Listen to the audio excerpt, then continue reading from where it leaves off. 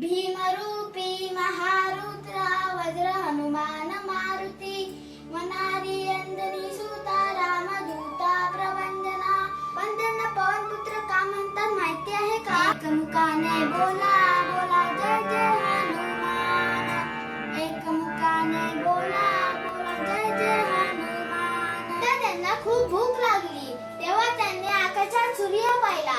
रावणाच्या लंकेत गेल्यावर जेव्हा त्यांच्या शक्तीला आग लावली गेली, भीमरूपी महारुद्रा वज्र हनुमान मारुती वनारी अंजनी सुता रामदूता प्रवंदना.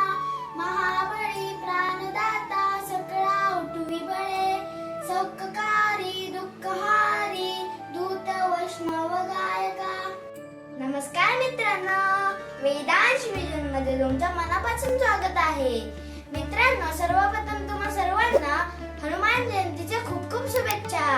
मित्रांनो, आज आपल्या लाडक्या बजरंगबलींचा जन्मदिवस, ज्यांच्या नावाने भीती पडून जाते आणि मनात उत्साह भरतो, अशा हनुमंतांबद्दल आज आपण काही खास गोष्टी जाणून घेणार आहोत.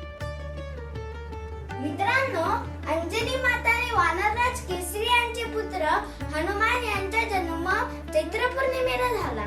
त्यांना पवनपुत्र असेही म्हणतात. पण त्यांना पवनपुत्र का म्हणतात माहिती आहे का? कारण वायू देवतेच्या आशीर्वादाने त्यांचा जन्म झाला. लहानपणीचे हनुमान तर खूपच खट्टे होते. एकदा त्यांना खूप भूक लागली तेव्हा त्यांनी आकाशात सूर्य पाहिला. त्यांना वाटले हे एखादं गोड फळ आहे, म्हणून त्यांनी थेट सूर्याकडे झेपले. विचार करा किती धाडसी होते आपले छोटे बजरंगबली. हनुमानांची सर्वात मोठी शक्ती म्हणजे त्यांची रामभक्ती. जेव्हा सीता मातेचा शोध घ्यायचा होता तेव्हा त्यांनी आपल्या एका उडीत पूर्ण समुद्र पार केला. रावणाच्या लंकेत गेल्यावर जेव्हा त्यांच्या शक्तीला आग लावली गेली तेव्हा त्यांनी आपल्या एका शक्तीने पूर्ण सोन्याची लंका जळून टाकली आणि रावणाचा अहंकार मोडून काढला. पण एवढी शक्ती असूनही बजरंगबली नेहमीच नम्र राहिले. ते नेहमी एकच म्हणायचे, मी फक्त प्रभू श्री रामचंद्र यांचा छोटा सेवक आहे. ही नम्रता आपण त्यांच्याकडनं शिकली पाहिजे. एकदा भरलेल्या राज दरबारामध्ये जेव्हा कोणीतरी मारुती रायांना विचारले की तुमचे राम कुठे आहेत, तेव्हा मारुती रायांनी आपली छाती फाडून दाखवली आणि आश्चर्य म्हणजे तिथे साक्षात प्रभू श्री राम आणि सीता माता विसावलेले होते. म्हणून म्हणतात ना, श्रीराम जानकी बैठे हैं मेरे सीने में. श्रीराम जानकी बैठे हैं मेरे सीने में. श्रीराम जानकी बैठे हैं मेरे सीने में. श्रीराम. तर मित्रांनो, बजरंगबलींच्या या महान गोष्टीमधून आपण खूप काही शिकू शकतो, जसं की व्यायाम. हनुमान बलवान होते, म्हणूनच आपण रोज थोडा व्यायाम केला पाहिजे.